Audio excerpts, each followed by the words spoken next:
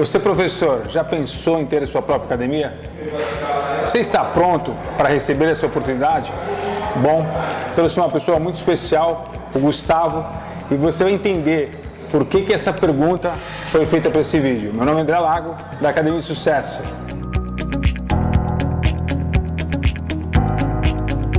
Olá pessoal, acreditando sempre no melhor? Bom, hoje é dia de entrevista aqui no canal.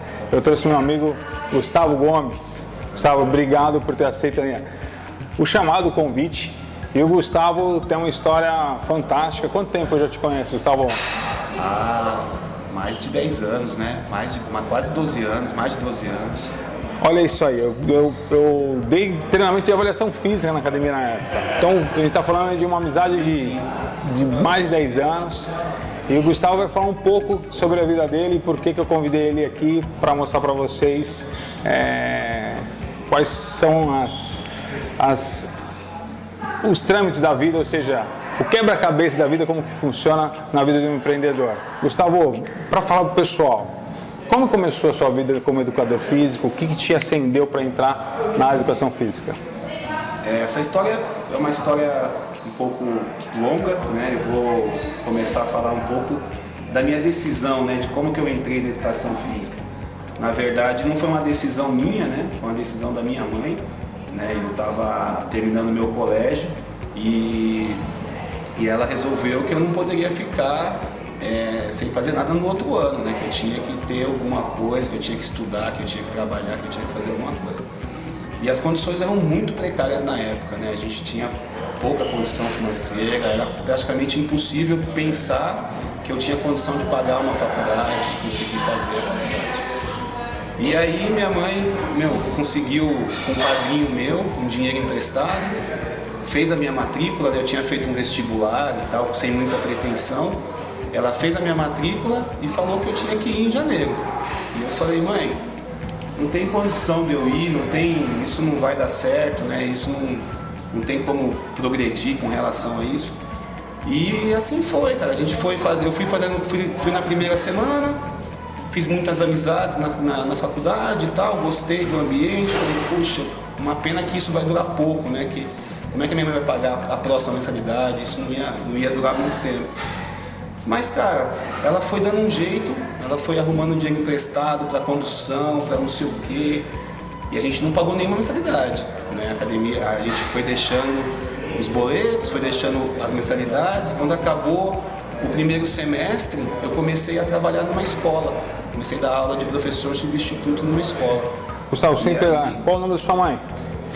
Luísa Maria. A dona Luísa Maria já investindo no futuro do Gustavo. Mãe é mãe, hein? Mãe é mãe, salvou. Salvou, iniciou, começou, tomou a decisão.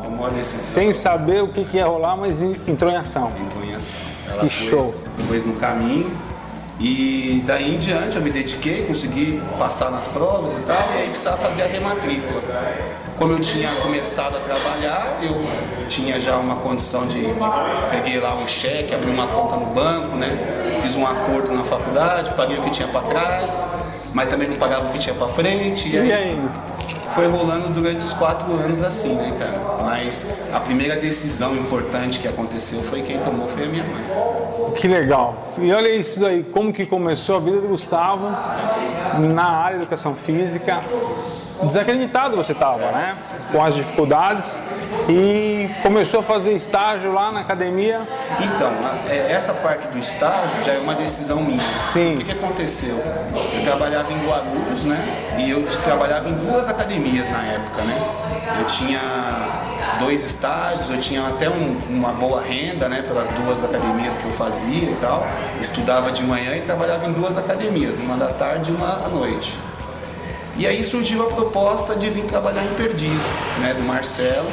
Veio a proposta de trabalhar na antiga Curache, né, na época. E, a proposta era para ganhar menos da metade do que eu ganhava lá nas 2 academias de Guarulhos, né.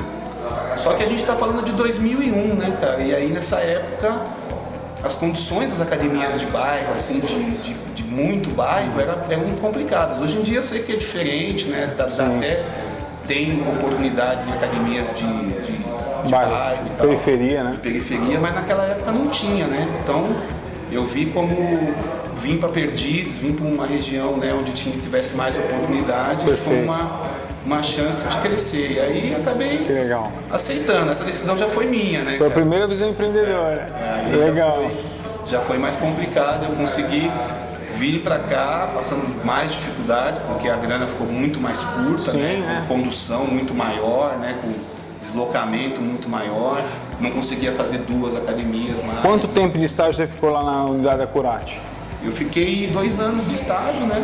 Até me formar. Aí fiquei como professor lá de 2001 até 2007, né? Até 2007, quando eu virei o coordenador da academia. Nesse período a gente era professor de musculação, fizemos cursos de ginástica, né? Dava personal, fazia todo aquele trabalho que todos os amigos conhecem, né? Que é o trabalho de professor. A jornada do professor de educação física, quais são iguais. E aí você virou coordenador e aí veio a proposta do Marcelo para você ser proprietário da agora, chama Humanfit. A Humanfit virou Humanfit em 2007, né? O Marcelo mudou o nome, né, de Curati para Humanfit. Reposicionou o negócio. Reposicionou, porque o Curati era um nome de luta, né? E a Humanfit tem tudo a ver com o ser humano, né, e tal.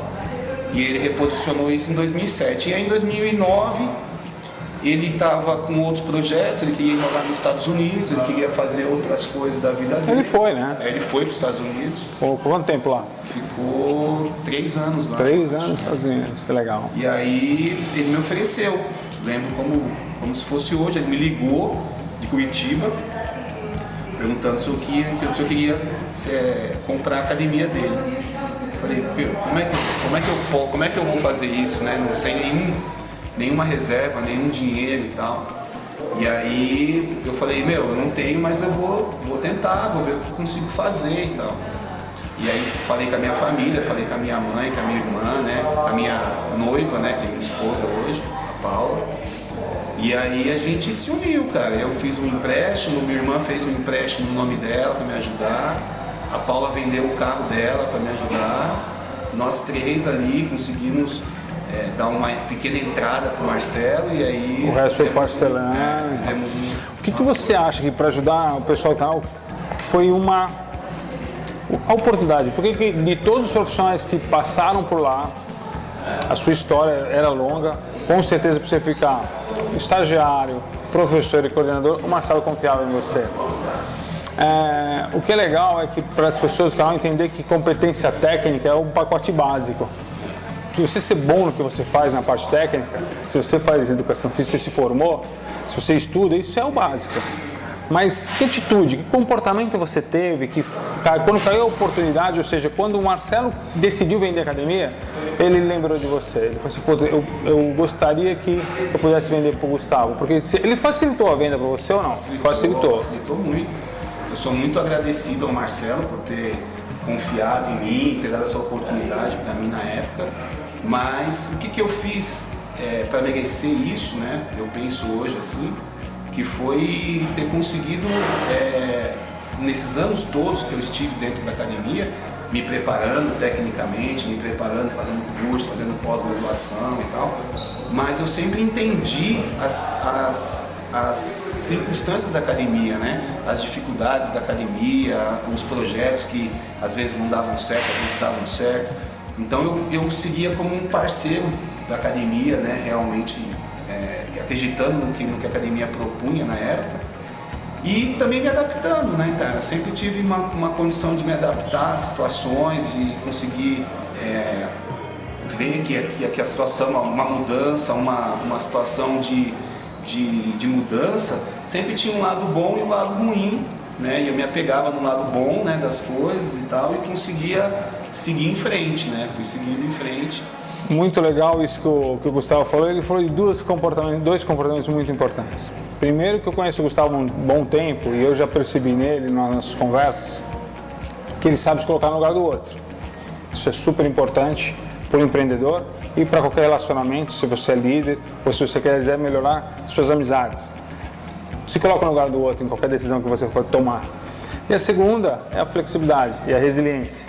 Então, mudanças acontecem a todo momento, né? E é isso que a gente vai falar daqui a pouco de mudanças, mas exatamente são essas habilidades que fez com que essa oportunidade caísse para você, que viesse naquele momento. Isso foi muito fantástico. E aí de professor, puta, virei dono. O maior desafio qual foi? Olha, o primeiro desafio como sendo dono da academia, assim que a gente assinou o contrato, que o Marcelo aceitou a proposta e tal, toda aquela magia ali que eu não sabia muito bem se ia dar certo, se não ia, né? Até os últimos dias, me deparei com um monte de responsabilidades, né, cara? Tinha que, a partir daquele momento, mês que vem, tinha que pagar o aluguel, tinha que pagar o salário, tinha que pagar o acordo que eu fiz com o Marcelo, né? Tinha que honrar tudo aquilo. Mas a coisa que mais me gravou não foi isso, né? Porque isso é uma dificuldade que todo mundo entende que acontece. Mas o que mais me gravou na época de dificuldade era de